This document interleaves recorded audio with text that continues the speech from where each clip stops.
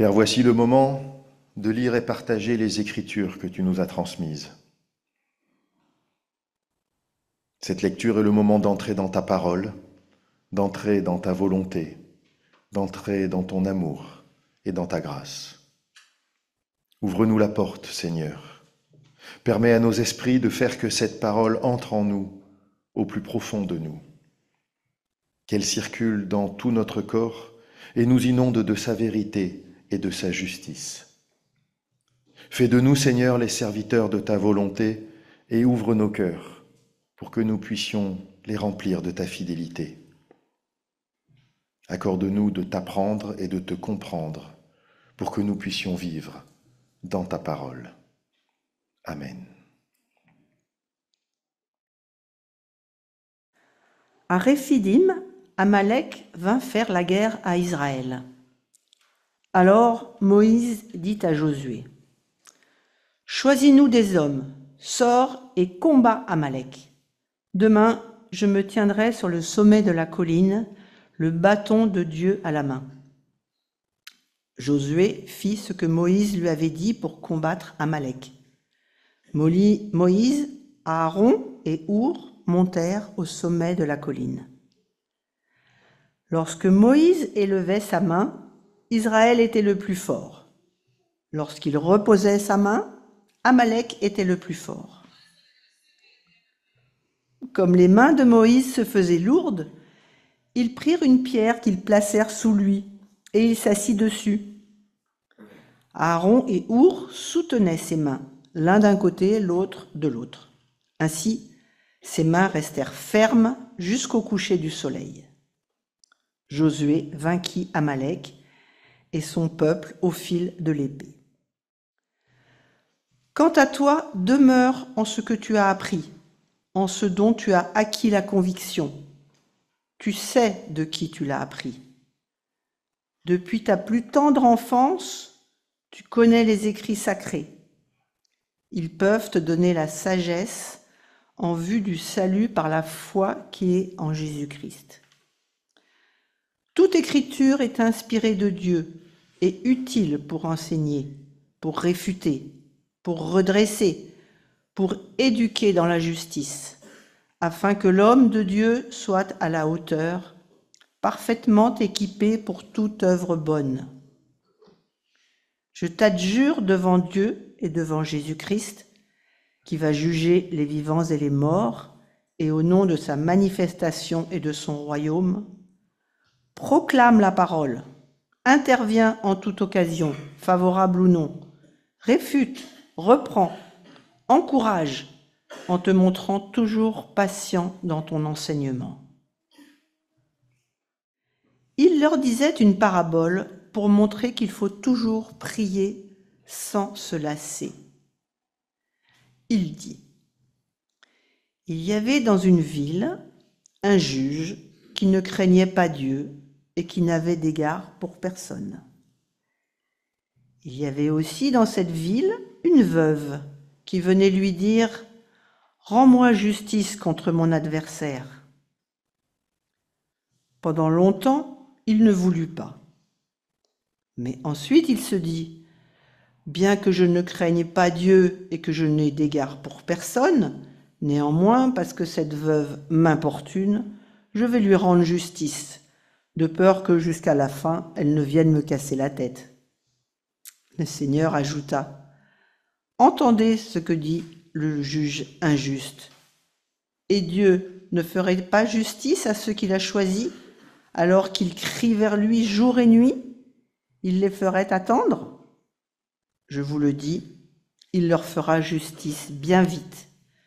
Mais quand le Fils de l'homme viendra, trouvera-t-il la foi sur la terre ? » Je n'irai pas par 4 chemins pour exprimer ce qui, selon moi, ressort de la façon la plus claire et la plus insistante de nos lectures du jour. Peut-être certaines ou certains d'entre vous, à la seule écoute de ces textes, l'auront relevé. Il s'agit de la persévérance.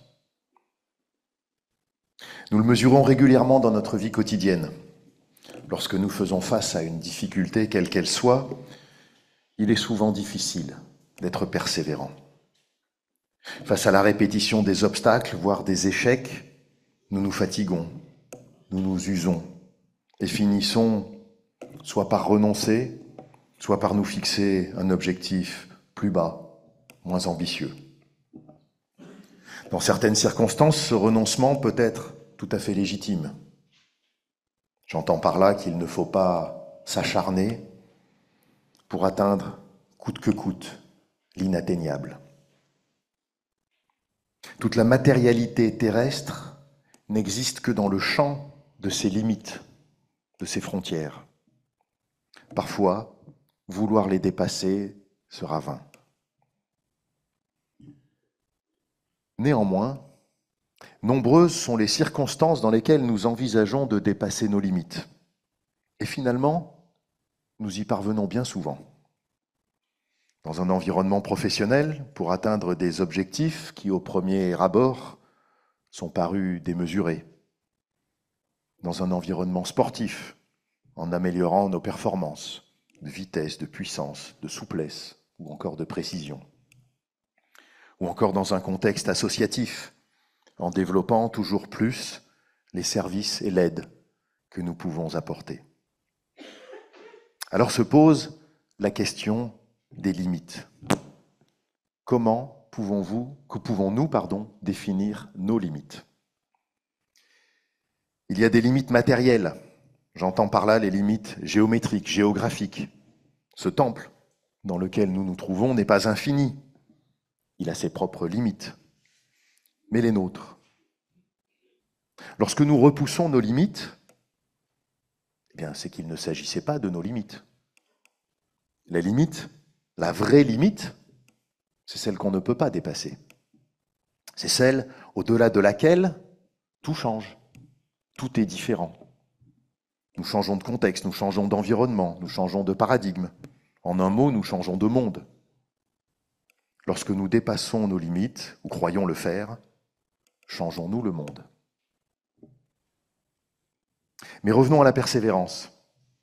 Si elle ne nous permet pas de changer de monde, ces limites dont nous pensons qu'elles sont repoussées ne sont en fait que nos propres limites. C'est nous qui les fixons. Elles font partie d'un processus d'auto-limitation. Nous concevons nos propres limites et nous les positionnons en fonction de notre perception individuelle. Sans doute constituent-elles ou font-elles partie du cadre que nous aimerions avoir autour de nous. Ce cadre qui nous rassure, parce que justement, il nous maintient dans des limites, celles dans lesquelles nous avons le sentiment de conserver la maîtrise. Des limites de notre zone de confort dont il est si inconfortable pour la majorité d'entre nous de sortir, ne serait-ce que le bout du pied. Alors la persévérance, disais-je, nous permet donc de repousser des limites que nous n'avons que par notre propre volonté. Néanmoins, cette persévérance nous permet de franchir les obstacles, de vaincre les difficultés. Ce que nous constatons dans ce passage du livre de l'Exode que nous avons lu aujourd'hui. Lorsque Moïse élevait sa main, Israël était le plus fort. Lorsqu'il reposait sa main, Amalek était le plus fort. Visualisons la scène. Réphidim est une région montagneuse et désertique d'Égypte, située au nord de la mer Rouge, entre les deux bras que sont les golfes de Suez à l'ouest et d'Aqaba à l'est. Dans une vallée, les troupes d'Amalek et celles d'Israël s'affrontent. Moïse, quant à lui, se tient sur le sommet d'une colline, s'élevant au-dessus du lieu de l'affrontement. Autrement dit, Moïse s'est élevé au-dessus du lieu du combat, donc au-dessus du combat lui-même. Nous nous situons dans une région toute proche du mont Horeb, ou mont Sinaï, que les Écritures qualifient elles-mêmes de, je cite, « montagne de Dieu ». Dans la Bible, les montées comme les descentes ont toute une symbolique très importante et ne sont jamais mentionnées par hasard. Qu'il s'agisse de monter ou descendre d'un siège, d'un âne ou bien d'une montagne, cela représente toujours la volonté de se mettre au niveau de son interlocuteur, ou à minima de s'en rapprocher. Le fait même pour Moïse de monter sur une montagne traduit sa volonté, non pas de s'élever au niveau de Dieu, bien sûr, mais de s'en approcher. En montant sur une colline, il se rapproche de Dieu et se positionne comme un intermédiaire entre Dieu et la scène de combat. Le bâton de Dieu symbolise également par sa forme longue et rectiligne le trait d'union qui s'installe par l'entremise de la main de Moïse entre Dieu et le peuple d'Israël. Mais voilà, cela ne suffit pas. Se rapprocher de Dieu ne suffit pas. Se positionner en médiateur pour créer un lien entre Dieu et le peuple d'Israël en montant sur une colline ne suffit pas. Moïse doit lever sa main pour qu'Israël soit plus fort qu'Amalek. Nous retrouvons cette idée d'élévation. Mais quoi de plus difficile que de maintenir une main levée au-dessus de sa tête? Je ne vous ferai pas faire l'expérience maintenant, je suis sûr que vous l'avez déjà fait dans votre vie. Le texte ne le précise pas, mais il semble évident que c'est la main qui porte le bâton qui doit être levée. Ainsi, pour permettre à Israël de l'emporter, Moïse doit des heures durant lever une main et le bâton de Dieu au-dessus de sa tête. Qu'est-ce que cela nous dit? Tout simplement que s'approcher de Dieu, aller vers lui, puis rester immobile, rester passif, ne suffit pas. Dieu fait ce qu'il veut de la guerre entre Amalek et Israël. Mais il veut impliquer Moïse. Moïse ne peut se contenter d'une position, celle du chef, qui d'une hauteur domine le champ de bataille. Pour Moïse, se poser entre Dieu et le peuple ne suffit pas. Il doit lui aussi s'engager pleinement dans cette bataille. Non pas en combattant, mais en se livrant à Dieu dans un exercice physique long et qui devient vite extrêmement pénible, au point de mobiliser 2 hommes autour de lui pour l'aider. Comme nous le dirions aujourd'hui, Moïse ne doit rien lâcher. La victoire d'Israël sera donnée par Dieu, mais dépendra aussi de l'abnégation, de la persévérance, de l'engagement sans faille de Moïse. Venons-en maintenant à la 2e épître de Paul à Timothée. Que nous dit-elle? Nous savons des choses, nous les avons apprises en lisant la Bible. Nous les renforçons, nous en faisons des convictions, parce que nous les entendons depuis notre enfance. Et même si c'est depuis moins longtemps, si notre ouverture aux Écritures est d'une origine plus proche, la répétition de nos lectures, de nos écoutes, de nos échanges à leur propos ne font que raffermir notre foi. Je ferai là une petite digression en observant un premier lien avec le texte précédent que nous venons de commenter. La foi n'est pas quelque chose qui s'apprend, elle se reçoit parce qu'elle nous est donnée. C'est Dieu qui donne à ses enfants la foi. Mais comme pour Israël face à Amalek, qui ne peut gagner la guerre sans les efforts des combattants comme ceux de Moïse, nous ne pouvons recevoir la foi sans effort. Le parallèle me paraît assez évident. La foi nous est donnée, mais il nous incombe de la recevoir, puis de nous y engager en la nourrissant, en la faisant grandir en nous, en un mot, en la vivant. La foi n'est pas une chose, une idée, une philosophie que l'on reçoit et que l'on vit dans la passivité. La foi est un engagement, c'est aussi un combat face à toutes les raisons qui nous sont opposées quotidiennement, d'avoir peur, de douter, d'hésiter, et finalement de renoncer à croire parce que c'est devenu trop difficile, trop incompréhensible. Nous sommes invités à persévérer dans nos efforts pour vivre dans la foi, tout comme persévérer dans nos efforts pour la foi, tout simplement. Dans cet épître, Paul va encore plus loin. Il nous en demande davantage. Mais rassurez-vous, rien de plus que ce que le Christ nous demandait à la fin de son temps terrestre, dans les derniers mots qu'il a livrés directement à ses disciples, et que l'Évangile selon Matthieu nous révèle, bien que je sois sûr de ne faire que vous les rappeler. Allez, faites des gens de toutes les nations des disciples, baptisez-les pour le nom du Père, du Fils et de l'Esprit Saint, et enseignez-leur à garder tout ce que je vous ai commandé. Paul, lui, nous dit, je le cite, « Proclame la parole, intervient en toute occasion, favorable ou non, réfute, reprend, encourage, en te montrant toujours patient dans ton enseignement. » Si nous devons être persévérants dans notre propre foi, nous devons aussi être persévérants dans notre proclamation de la parole, en toute occasion, qu'elle soit favorable ou non. Dans les temps médiévaux, alors que tout le monde occidental ou presque était croyant, et les populations de France entièrement acquises à la chrétienté, à travers l'Église catholique de Rome, le terrain de la proclamation de la parole était évidemment tout à fait favorable. Mais aujourd'hui, alors que la laïcité, qui a pourtant été conçue pour garantir la liberté de culte, tout en séparant le religieux des instances publiques, cette laïcité est en train de devenir une nouvelle religion qui ne veut pas laisser vivre les autres, mais les réduire au silence de la sphère exclusivement privée, conduisant chacune et chacun à devoir cacher tous les signes de sa foi.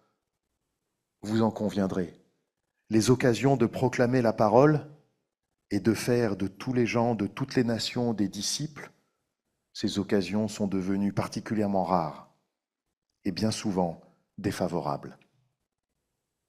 Les mots de Paul paraissent d'une incroyable actualité lorsqu'il nous dit « proclame, intervient, réfute, reprend, encourage » en te montrant toujours patient dans ton enseignement. Cette patience dont Paul nous parle, c'est la persévérance dont nous parlons ensemble ce matin. Cette même persévérance qui nous affermit dans notre foi et nous édifie. Cette même persévérance qui nous permet de devenir acteurs de la volonté de Dieu. Cette persévérance qui est si souvent, si difficile, tant physiquement, on l'a vu pour Moïse, que mentalement, dans nos efforts quotidiens, pour vivre notre foi et la partager. Quant à l'évangile selon Luc que nous avons lu aujourd'hui, il nous livre une parabole, une de plus, me direz-vous, parmi les nombreuses paraboles que Jésus a utilisées pour expliquer, pour illustrer son propos. Celle-ci, toutefois, présente une particularité. Alors que toutes les autres paraboles de Jésus que nous trouvons dans l'évangile selon Luc sont écrites sans explication préalable, sans précision préalable du sens de l'image qui va être choisie par Jésus, celle que nous avons lue aujourd'hui commence par exposer son sens, son but, comme si elle était la plus importante, comme si elle devait absolument être comprise. Je vous le rappelle, le premier verset, je cite, « Il leur disait une parabole pour montrer qu'il faut toujours prier sans se lasser. » Nous retrouvons la persévérance à laquelle nous sommes appelés par les mots « sans se lasser ». Ne pas se lasser, ne pas renoncer face aux difficultés dans l'adversité, lorsque les occasions sont moins favorables, voire franchement défavorables. D'ailleurs, le texte, dans sa version grecque originale, avec une traduction plus littérale, nous dit, je cite, « de ne pas perdre courage ». Si la persévérance a fait plier le juge de la parabole, alors que ce dernier, pardonnez-moi l'expression, n'en avait rien à faire de la vieille dame, nous pouvons être certains que Dieu qui nous a voulu, qui nous a créés, qui nous a prouvé sa fidélité en pardonnant toujours et en renouvelant sans cesse son alliance, entendra notre demande et y apportera une réponse. L'Évangile selon Luc nous livre également un autre enseignement à propos de la persévérance, sur laquelle nous portons aujourd'hui notre attention. C'est à la fin du dernier verset de notre passage du jour que nous trouvons ce qu'il conviendrait sans doute mieux d'appeler une mise en garde. Je vous le relis. Mais quand le Fils de l'homme viendra, trouvera-t-il la foi sur la terre ? Au jour du jugement dernier, aurons-nous fait preuve de suffisamment de persévérance pour être et vivre encore dans la foi ? Pour transmettre cette foi aux générations futures, à nos proches, sans nous décourager, malgré les occasions défavorables que nous rencontrons. La persévérance n'est pas un moment de notre existence, elle est du temps de notre vie. Autrement dit, la persévérance dans la foi n'a pas non plus de limite, comme nous l'évoquions au début de ce propos. Chères sœurs, chers frères, soyez bien assurés que je mesure parfaitement la difficulté que représente cette persévérance à laquelle nous sommes appelés. Mais le Christ ne nous a jamais dit que le chemin serait facile. Je ne suis pas un partisan des yaka faucons. C'est à chacun de nous de faire son chemin, à son rythme, selon sa conscience et surtout selon son cœur, sans que nous nous jugions, mais au contraire, en nous encourageant les uns les autres. La foi est le pilier qui porte, la clé de voûte qui maintient et les contreforts qui soutiennent notre relation à Dieu. Cette foi, nous ne devons pas la vivre dans la passivité. Dieu attend de nous y engager pleinement, avec enthousiasme et générosité, sans nous laisser affaiblir par les événements extérieurs. C'est face à cela que nous devons et devrons faire preuve de persévérance. Que ce soit comme Moïse sur sa colline, que ce soit dans la proclamation de la parole, comme nous y invite Paul, ou encore dans nos échanges avec Dieu, par la prière, telle que nous le rapporte Luc. Nous devons être constants, insensibles au vent contraire et forts pour résister à la douleur, qu'elle soit physique comme mentale. La foi n'a pas de limite, l'amour de Dieu n'en a pas non plus. Ainsi, ne nous fixons pas de limites telles que celles que j'évoquais précédemment. Il n'y a donc pas de limite à repousser ou à dépasser dans notre relation à Dieu. C'est notre persévérance quotidienne dans notre foi, gage de notre relation à Dieu, qui nous fera sortir de la matérialité propre à notre monde pour entrer dans un autre monde, pour grandir dans l'amour, dans la confiance et dans l'espérance qui nous ont été promises par Jésus-Christ, notre Seigneur, notre Sauveur. Amen.